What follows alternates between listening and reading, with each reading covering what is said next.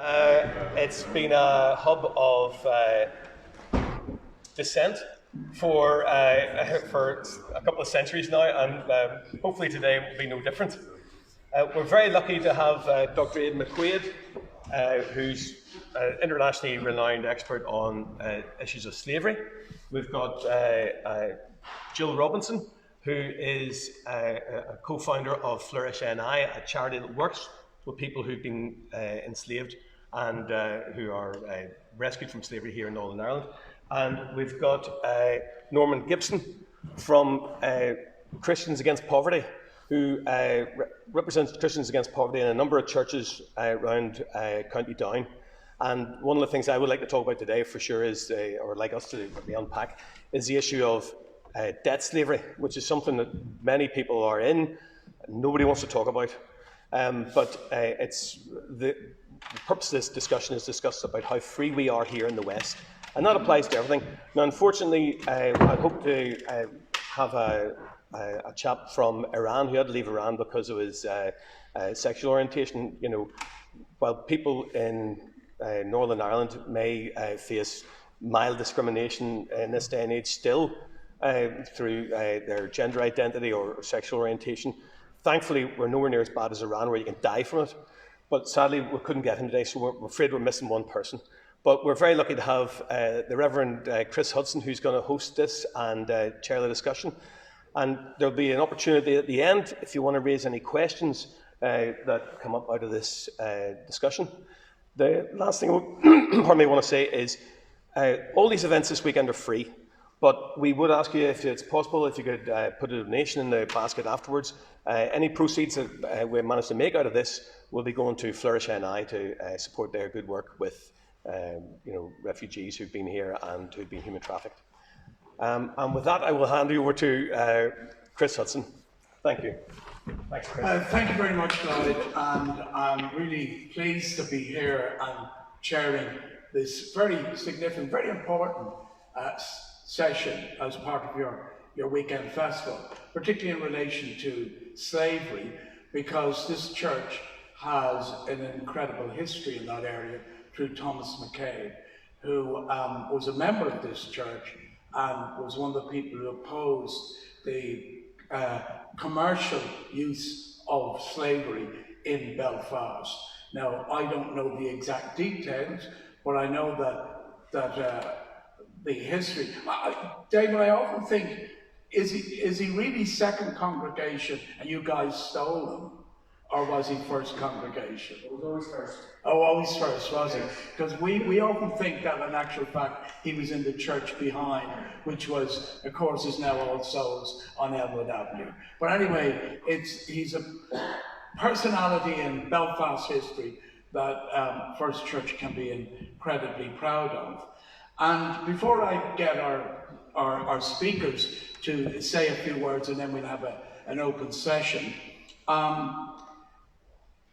I know that Aidan and Jill and Norman will address a very significant issue, which is slavery within, not only within the United Kingdom, but within Europe, and the whole thing about people being trafficked and people working in what are basically conditions that are slave-like conditions, whether it's in a domestic arrangement or whether it's like in Greece, where people are picking fruit and actually are basically locked up in a camp and don't even receive their payment. I haven't experienced that myself, but I know our three speakers will be able to give chapter and verse on it. But I remember one incident when, a number of years ago, I was a trustee for Oxfam, and as part of my obligations to Oxfam, I had to travel to Pakistan and look at the Oxfam program in Pakistan, how it was operating in each of the different states that went to make up Pakistan, and do an evaluation on the program. And during that trip, I was also taken up to Quetta in Baluchistan, and a young man took me out on a fairly precarious journey where we went through various military checkpoints, out basically into part of Balochistan where the Pakistani law or remit doesn't operate. And I visited a mine, and I spoke to the miners in that mine. And those miners all worked in bonded labor. In other words, they were slaves. They were people whose family had borrowed money maybe 2-3 generations earlier, and they were still paying that money back. And they had no recourse to any law in Pakistan. And for me, it was an absolutely heartbreaking moment, because there was very little I could do other than report on that back to Oxfam. But Oxfam didn't have a program in that area. So that was my experience to meeting somebody who basically was a slave. Other than working as a trade unionist for 20 years, but I don't want to make a comparison between some of the people I know who look for incredibly low wages with slavery, because that isn't a correct comparison. But I have met people through my trade union involvement, and that was down in the Republic of Ireland, who for all intents and purposes were working for slave labour type wages. So on that note, I'm going to ask each of our speakers to introduce themselves, say a few words about their own involvement, plus how they see slavery, particularly within Northern Ireland, within the UK, within the Republic of Ireland. And then we'll open it to the floor for some questions. Now, I'll ask Dr. Aidan McQuaid. Now, Aidan was introduced by Lloyd, and I do know that Aidan is a director for Anti-Slavery International.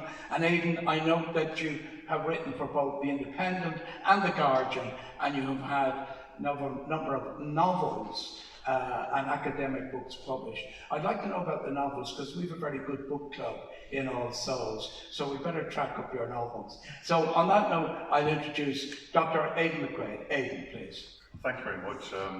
I was former director of Anti-Slavery International. I left in 2017, and I still work on the issue of slavery.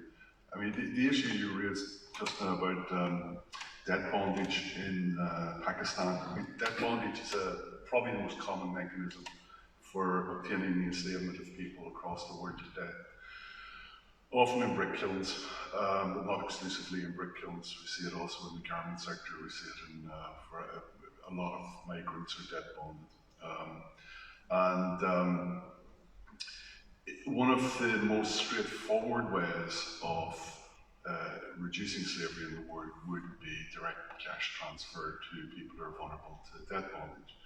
Now, we have direct cash transfer all over the world. I know when I was growing up, my father used to get a family allowance for the kids in order to help pay for our upkeep and keep us in toast and socks. And there's been increasing work done over the past number of years in terms of the value of direct cash transfers in development and humanitarian response work. It's a key way in which to get girls into school, for example, to give the family enough money in order to pay for the school books and uniform, for example.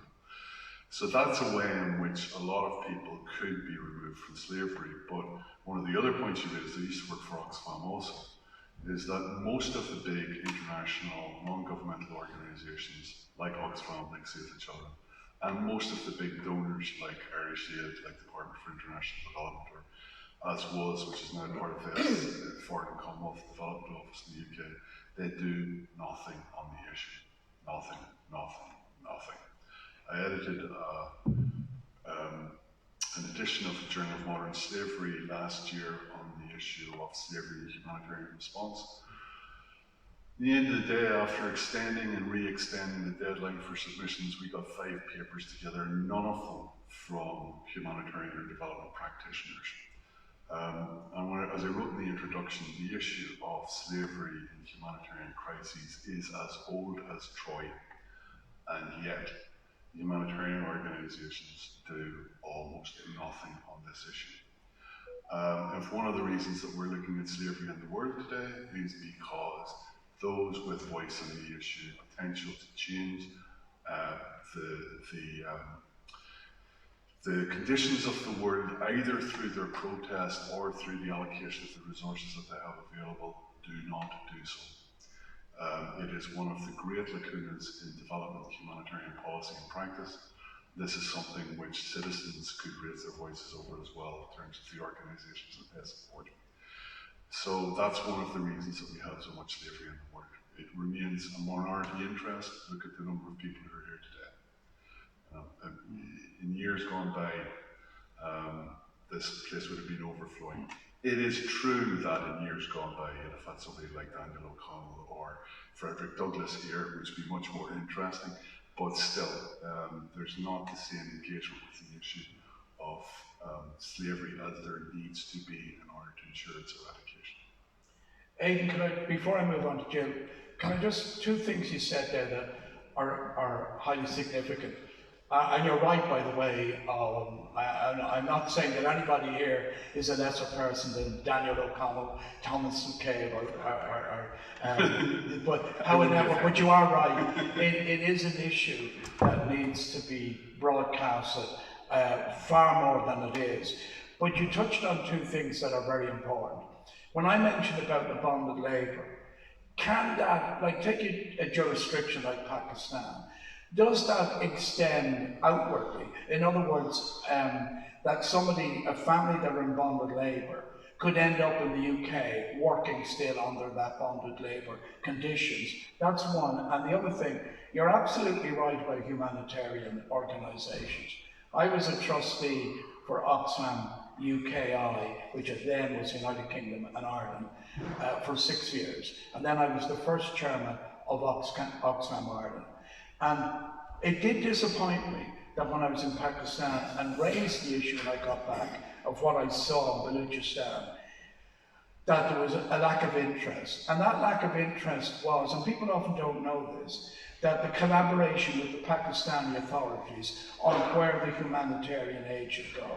And my understanding is lots of humanitarian organisations operate on that principle, that the government of that country, and in many cases the government can be corrupt, actually say, well, we want you to put something in Karachi, we want you to put something up in Baluchistan, we want you to have a program on a hospital in, say, the Northwest Frontier Province.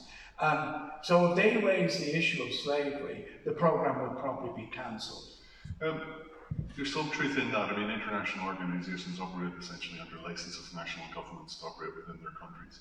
And so there's some constraints upon that. But international NGOs are not the only NGOs. International humanitarian and human rights activists are not the only humanitarian and human rights activists. There's lots of courageous Pakistani and Indian and Bangladeshi and Nepalese activists and organisations. So organisations like Oxfam can fund and support those organisations and use their voices internationally. I mean, one of the things that we used to do in Anti-Slavery International, working in collaboration with national organisations, was from time to time they would ask us to front up an issue because it was too sensitive for them to do so. So, you know, some of the articles I've had in The Guardian or The Independent, wherever, were actually representing views and opinions and issues relating to things that were going on in India or Pakistan or Nepal, which were too sensitive to raise, and we raise it in other ways as well. So there's ways in which international organisations can engage in these issues, but as I said, they simply don't. You know, I gave up trying to ever have a meeting with the director of Oxfam whenever I was director of Anti-Slavery International. Similarly with the other issues, I eventually got invited to a workshop that Save the Children held in Parliament a couple of years ago.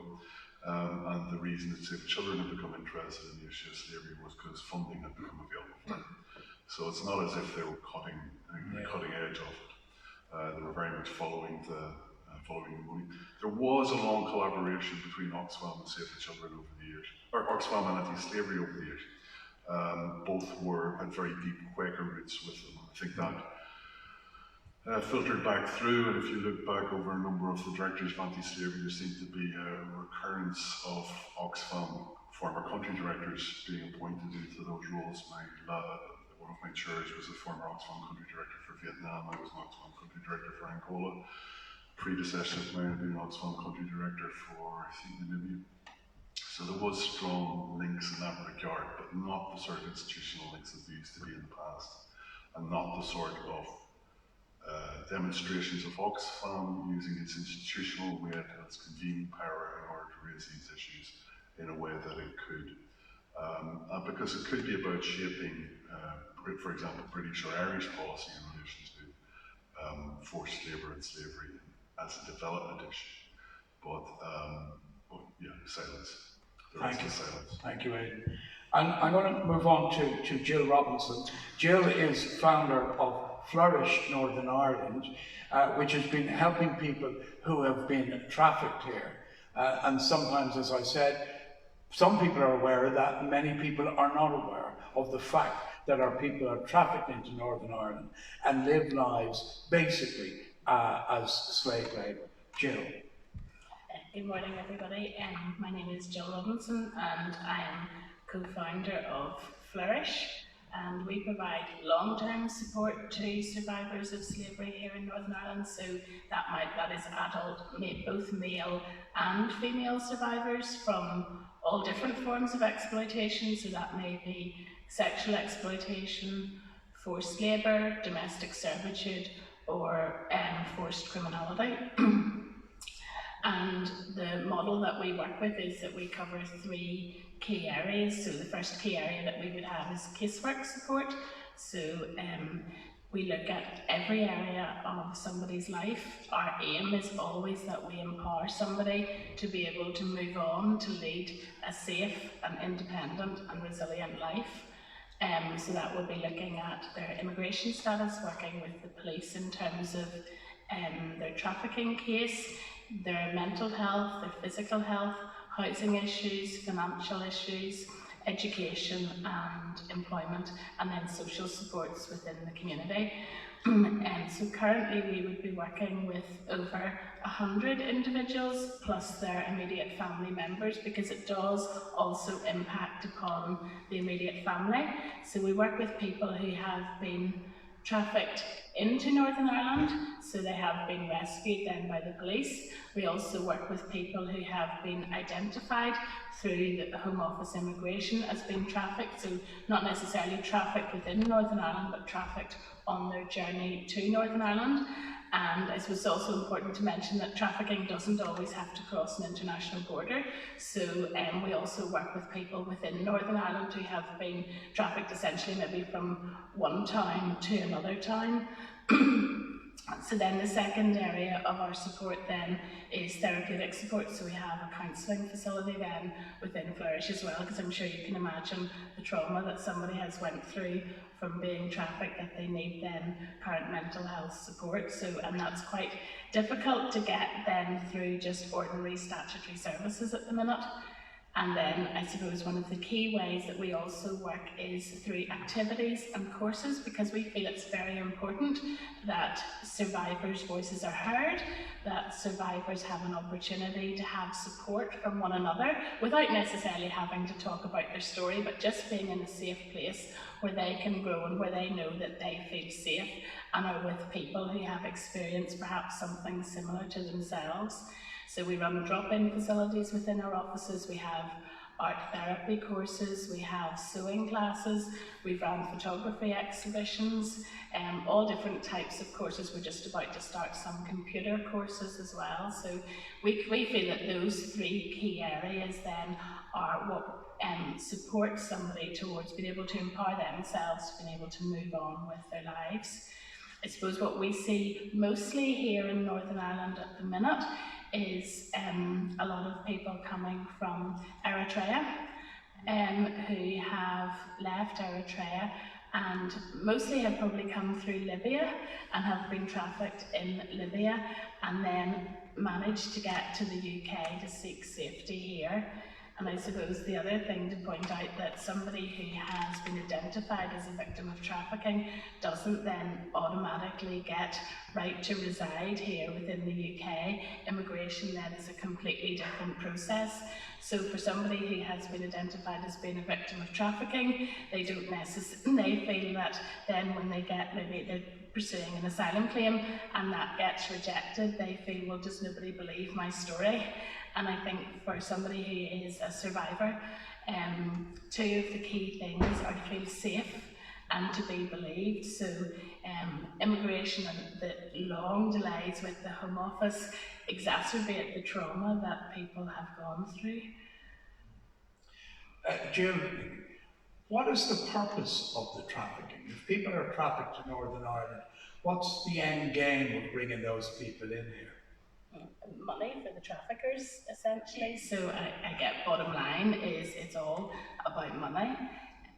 But the people who are trafficked in and arrive here, there is no end game that they're wanted to work in some occupation or anything like that. So people who are trafficked in here could be trafficked in here for their labour, okay, or for sexual exploitation, or for forced criminality. We're currently working with a number of Lithuanian gentlemen who were forced to take heroin until they became heroin addicts. And once they became an addict, then they were forced to sell heroin on the streets. So when they were then rescued by the police, they not only had the trauma of all of their trafficking experience, they also then had the heroin addiction, which is so hard then for them to be able to work through. And just to clear it in my own head, the demarcation between them and other people who arrive here as asylum seekers or refugees. Like in my own church, I've 7 young Iranians, but they arrived at Dublin Airport and got a bus up here. But they all reported to the Home Office. In this case, these people don't go to the Home Office. They arrive here at the hands of the trafficker. But when they arrive here, they don't report to the Home Office. Is that what you're saying, that they work in these conditions? Yes, not necessarily that they'll go and seek asylum first off because they're at the hands of the trafficker, but what we would see mostly now coming through is people that are reporting to the Home Office as an asylum seeker, but they have been trafficked not in Northern Ireland, but on their journey to Northern Ireland. Okay, thank you very much for that, Jill. We're going to move on now to Norman Gibson, and Norman is Christians Against Poverty, CAP. And I was always a big fan of Christians Against Poverty because for a number of years I represented the Irish Unitarian churches on Christians Together in Britain and Ireland, and your work is renowned throughout CTBI, particularly with domestic poverty in Great Britain, dealing with people living in poverty in Great Britain. So I'll hand you over to Norman because I'd like to hear what Norman has to say. I think the first thing that I would like to start with is just to be careful with the term and to denigrate the term slavery, to differentiate it a little bit from what I am doing in terms of individuals and families. But we most certainly talk about freedom whenever we come to look at the term debt. Some of the comments that have been passed before have resonated, not so much in terms of trafficking, but in terms of how people get trapped into debt, particularly with unlicensed moneylenders, with paramilitaries.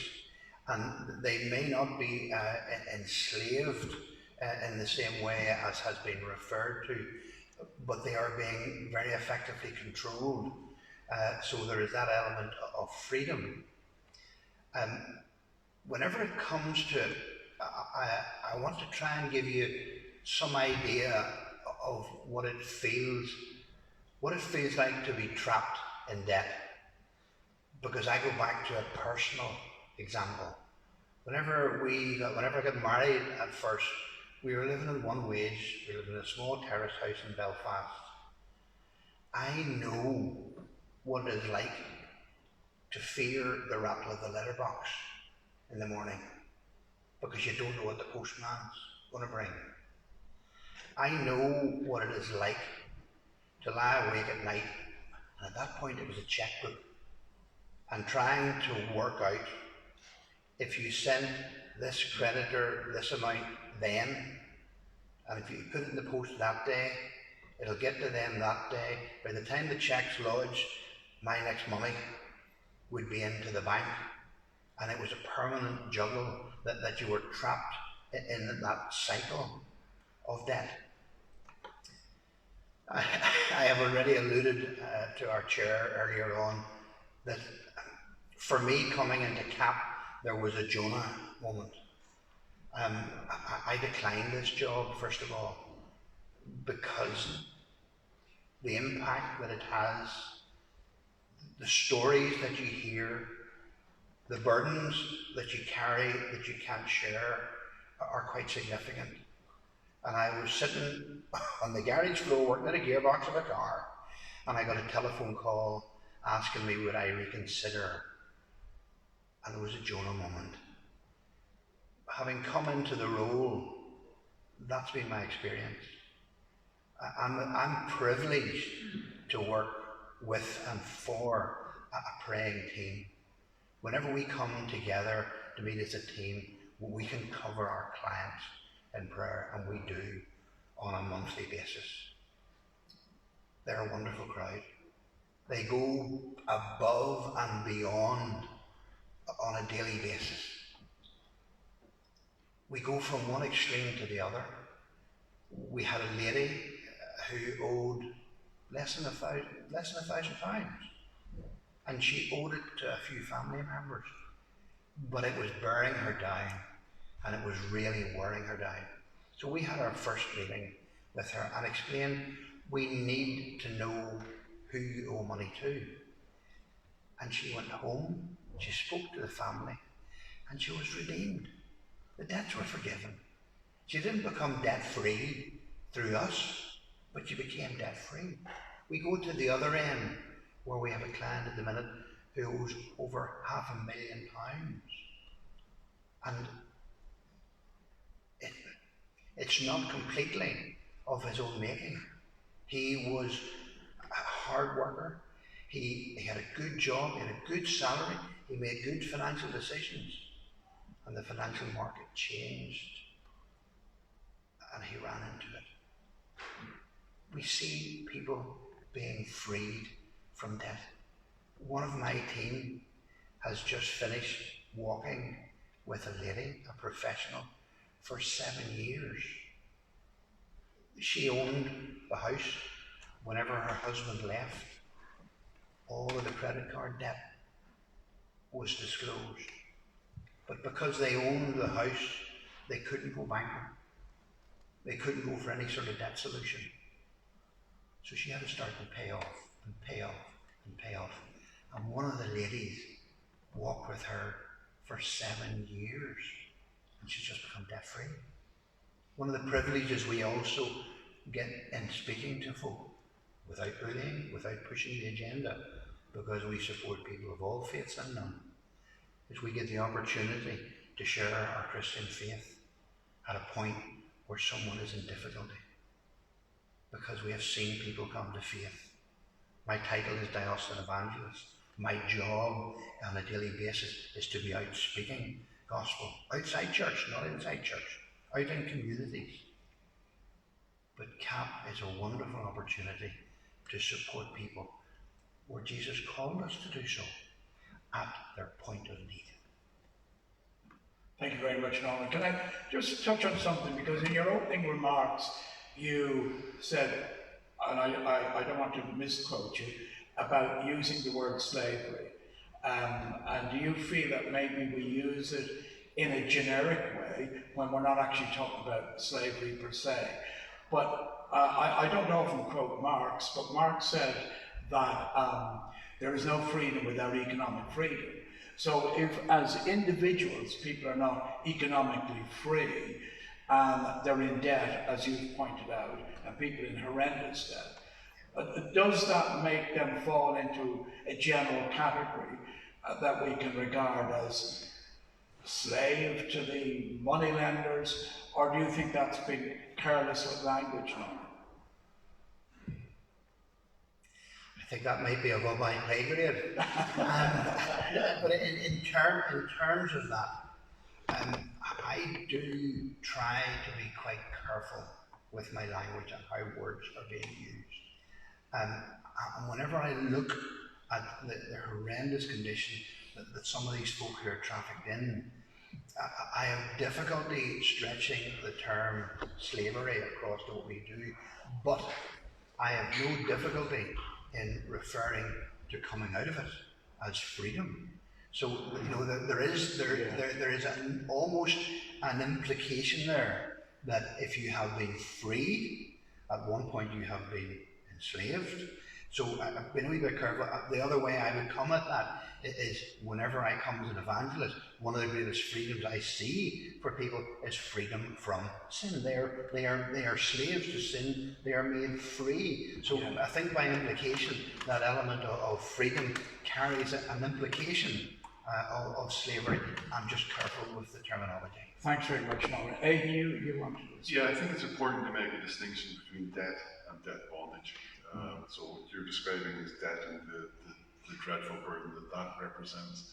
Debt bondage then is a step further along, and that's defined in international law and the 1956 Supplementary Convention on Slavery as, the status or condition arising from a pledge by a debtor to his personal services or those of a person under his control as security for a debt, if the value of those services as reasonably assessed is not applied towards the liquidation of the debt, or the length and nature of those services are not respectively limited and defined. That's defined as a slavery-like practice, and essentially what it means is if the value of the debt and the usurious interest rate assigned to the debt is such that it's never going to be possible to pay it off with your labour, then that's debt bondage, that's a slavery-like practice. So I would suspect that some of the cases that you come across probably would fall into the category of debt bondage, particularly if they're relating to paramilitaries or usurious moneylenders. But you're completely right in being careful about the usage of language about that, because we describe everything as slavery, then we just cheapen the term and it comes to mean nothing. That's a very good point, Aidan, because do you feel then that the word slavery and the real significant meaning of that can be reduced or diminished if we just generically use the word slavery? Yeah, I mean, a couple of years ago, Gordon Brown, strangely enough, after he had been Prime Minister, when he actually could have done something about it, decided he was going to do something about child labour. So he wandered around the world until he lost interest again, talking about child labour as a new form of slavery. I mean, I don't mean to be legalistic about this, I'm not even a lawyer, but child labour is not child slavery. Child labour is child labour. It's defined in international law as a set of things. It often usually occurs in fact within the family environment. It's usually a consequence of the poverty of the family.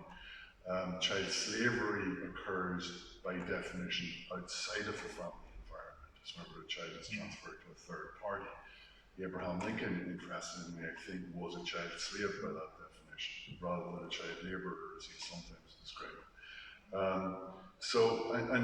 Gordon Brown wandering around talking about child labour as a new child slavery, a new form of slavery, cheapened both, because he wasn't then formulating the sorts of responses, policy and otherwise, that are necessary in order to deal with child labour, and neither was he formulating the sorts of policies and ideas that are necessary to deal with slavery. We use it in language as well in terms of is it Ronaldo or Ronaldinho or somebody that's describing himself as a slave at one stage because he's contractually bound to, I think, Manchester United for another year. They paid millions of quid, and the adulation of not just a city but half the world. It's not really what somebody's putting up with in a cannabis factory in South Armagh, living off dog food. It's not really the same thing.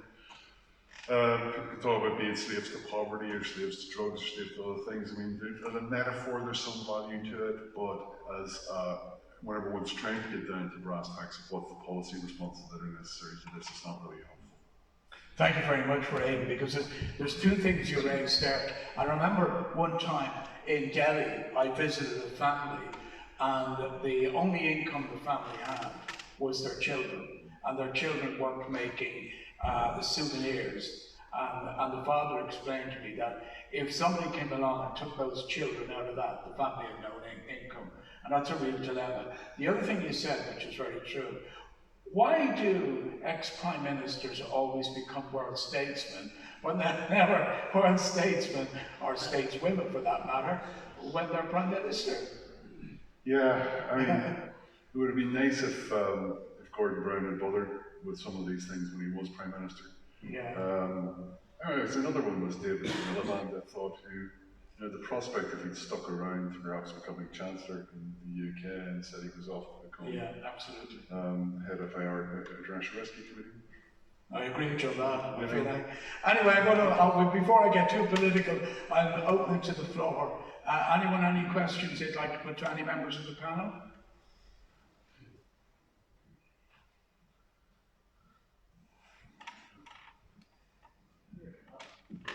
It seems to be, from what we're kind of all talking about, is that we need to have some social justice. So how can we put social justice back into politics? What would be the best way to do that as individuals, as a collective here involved in this church, or how could we do that? And how long do you think that kind of change is going to kind of take in the UK?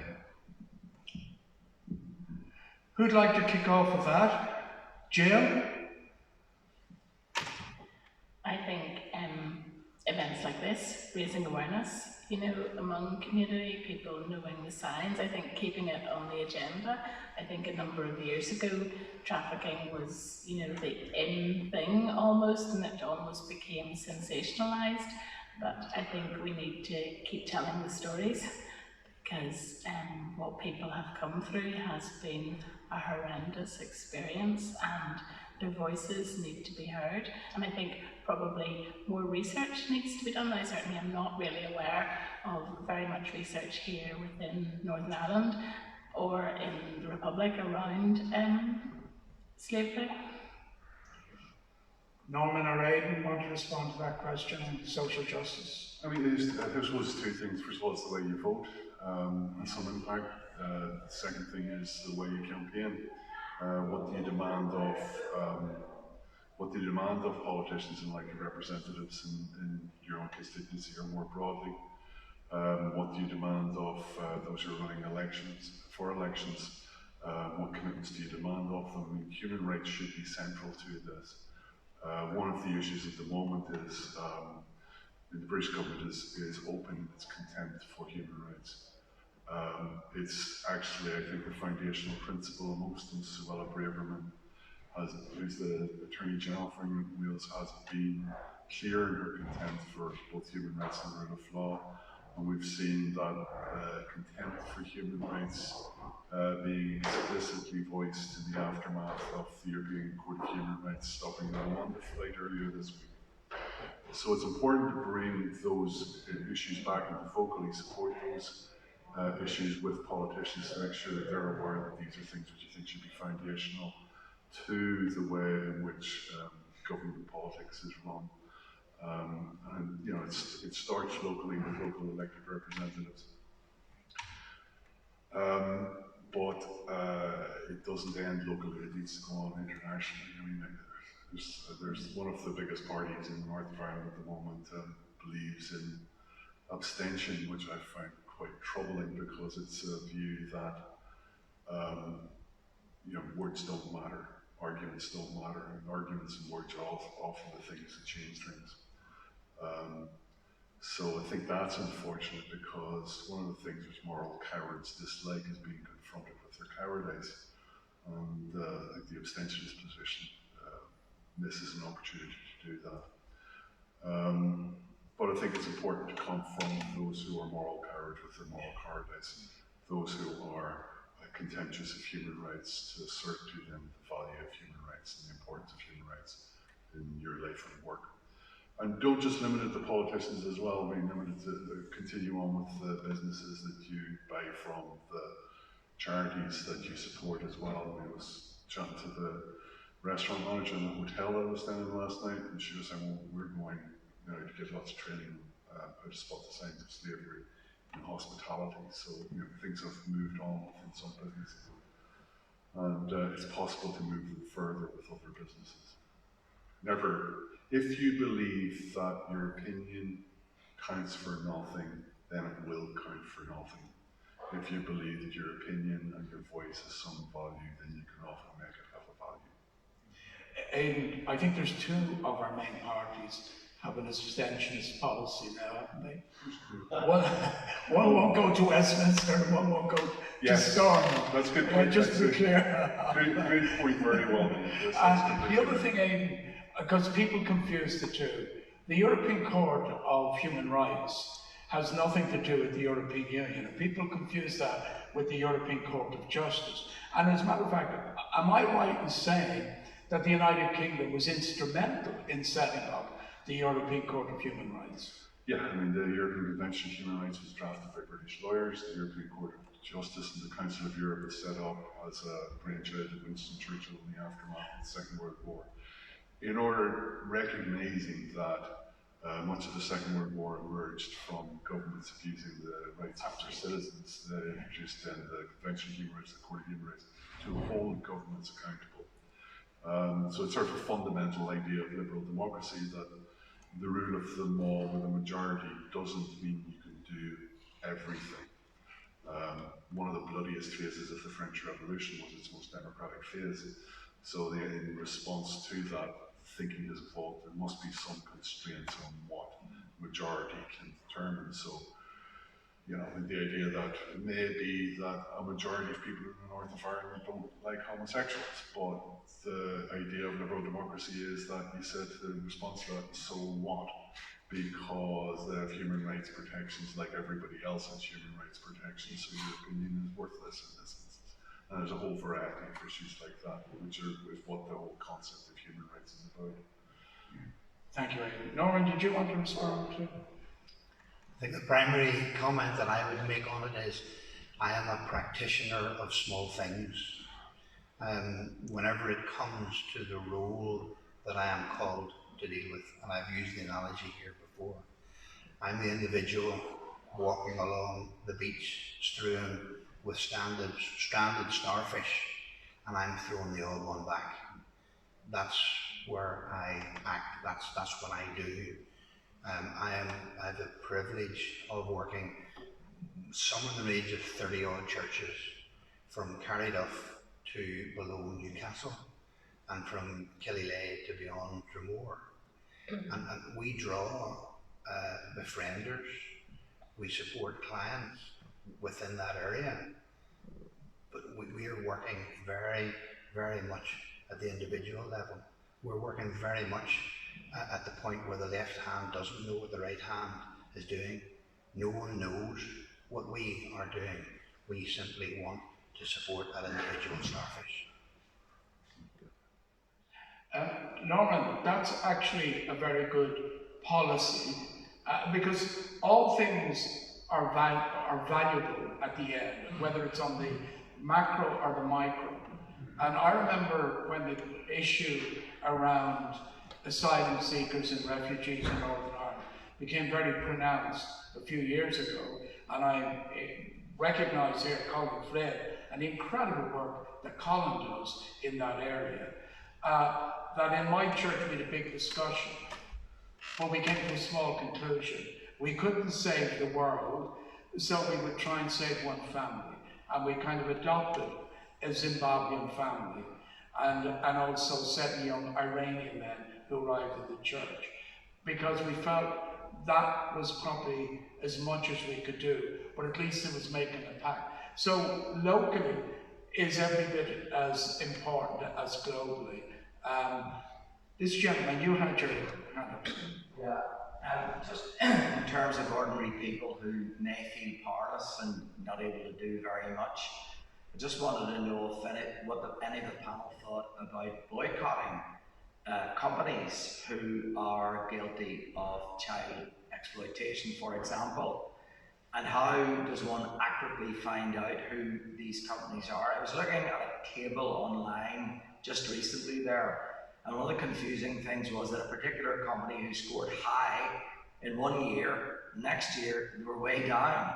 And then another one who scored low was now much higher up. So just what can people do about companies which have been found to be exploiting children to obviously sell their goods when they can sell them at a high price and make them at a low price? Thank you.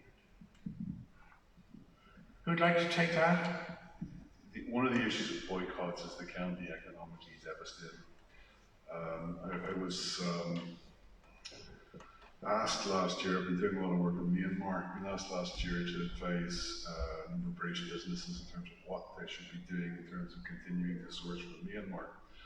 And it's a difficult one, because on one hand you want to say, yes, boycott the government, cut away everything, and then on the other hand you look at these mostly garment retailers. The military is not obtaining most of its financing from garments, it's obtaining it from oil and other commodities. And you know, one of the things that was very sharply in my mind was sitting on the floor of a community centre in Yangon, I think in 2019, chatting to about 20 young garment workers who were telling me about just the nature of their lives and how hard it was. And one of the things that was striking me was, you know, boycott now will put these young women and girls into utter ruin. And yet you have this question of how does one shift military dictatorship, which is waging war on its own people. I do a lot of work with the chocolate company Mondelez, which was subject to an expose in dispatches about a month or so ago in terms of finding allegedly child labour in the supply chain. The thing that annoyed me most about that was when I watched it myself, they were not exposing child labour, they were exposing child slavery. And from what I could see as the journalists had no notion that that's what they were doing and no understanding of what their protective responsibilities were in that situation. So I'm continuing to work with Mondelez in order to try and strengthen systems around identifying and protecting kids from child labour and child slavery within their supply chain. There is a couple of occasions over the past year where I've been directly involved in calls for boycotts, and those are usually coming from community activists in countries where it's just been so extreme, nothing else working. So there was calls from democratic and labour rights activists in Uzbekistan for boycotts of the cotton crop there for a number of years, which did eventually force some change in the way in which cotton is harvested within Uzbekistan. And currently there's calls for boycotts of cotton from China because of the enslavement of Uyghurs in China. And I think those are appropriate calls for boycotts. I think I would hesitate to be, well, I do hesitate calling more widely for boycotts, because what's needed is a sort of economic engagement which is not going to throw out the baby with the bathwater in that situation, but which is going to try and bring about reform of a supply chain rather than a cancellation of the supply chain. So I think a good starting point is, if you come across businesses that you're interested in, who you maybe purchase from, and you find that there's some questions on their supply chains, write to them, ask them about it, maybe buy a share in that company and go along to their annual general meeting and make a nuisance of yourself asking questions there as well. So there's other ways of engaging with businesses and upsetting businesses and changing businesses than straight boycotts. Sorry, I've rambled on. No, that was I think with the greatest respect on that one, I would defer. No, I want to. members. Thanks for that, because I want to come back to Aidan on one point, because we're going to finish up now. Aidan, just very quickly. Well, no, I shouldn't say very quickly, because that's not fair to say that time. Do you think the ILO does enough? Do you think the trade union movement does enough? And also, on the issue that overseas aid, was recently, they did away with the Minister for Overseas Aid, and the minister is now a junior minister in Foreign Affairs, and that's what they did in Dublin as well. Do you think that was a step backwards? I don't know that Dublin has ever had a cabinet level minister. No, they didn't. No. For international aid. I mean, there's ways of organising. I think Irish Aid has generally been very positive in the way it engages. I was impressed. I remember going to a meeting in Stephen's Green just after the financial crisis, must be about 2009 or so. And so just whenever Ireland was pulling itself up by its bootstraps, and it was still getting back to handing out cash. So I thought that was quite impressive in the way it did that. I mean, I'm not wholly familiar with Simon Coveney's record on these issues, but I know that, for example, I think he was an MEP for a while and had a very good record speaking out on the issues of slavery, but I don't see comparable action really whenever he's Minister of Foreign Affairs. Within the UK,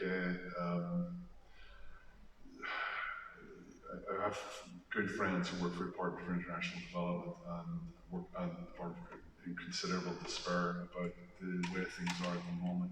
I think that's much more related to the cut of the budget rather than the reorganisation of the office. But you know, the Department for International Development in the UK was really one of the world-leading aid departments in terms of a lot of its thinking, a lot of the innovations it undertook.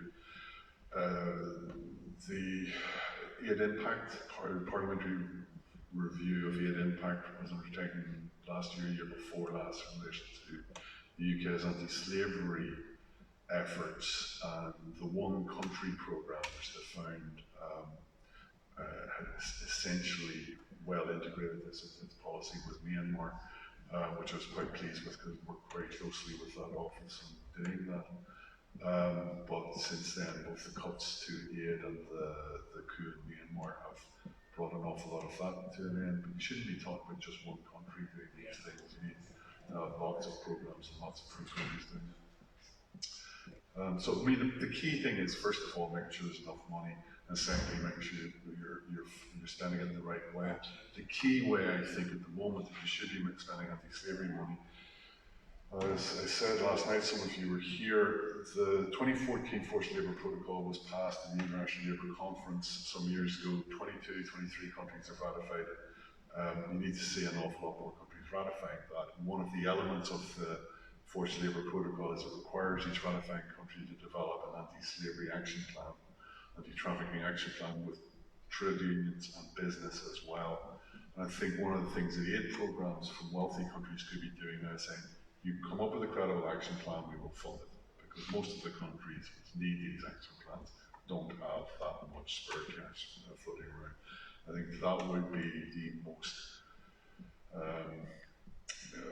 sensible, systematic way to approach dealing with slavery at the moment.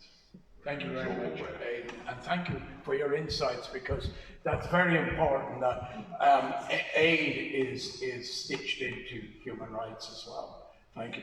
Well, on that, I'd like to thank Norman, Jill, and Aidan, but I'd also like to thank you for being here this morning, because it's an incredibly important issue.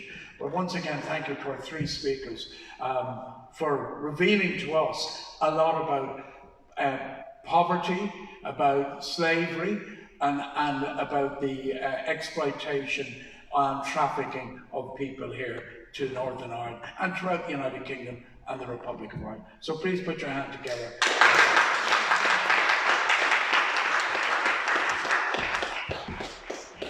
And if I could also ask you just to put your hand together for our charming host, Chris Hudson. Without going to put your arms up your back, there is a retiring collection available if you do feel moved to put your hand in your pocket. Any proceeds we get out of this are going to go to Flourish NI. Lisburn Ladies Harmony Choir, if I've got those words in the right order, sorry, are going to be singing outside. They've got a keyboard set up there, and they'll be providing music for the next hour.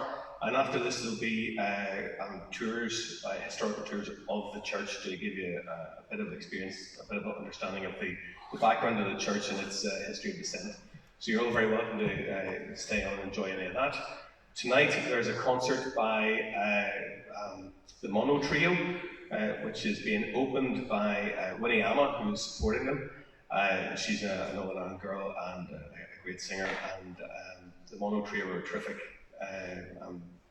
jazz three-piece who are going to be covering music by Nina Simone. And tomorrow we have the Ulster Consort here, who are a really excellent choir. We're going to be here at 3 o'clock tomorrow, so if you can make it to that, you'd be very welcome. I say all the events are free, and all we ask is you give everything you own in that basket on the way out the door. Thank you very much indeed for your time.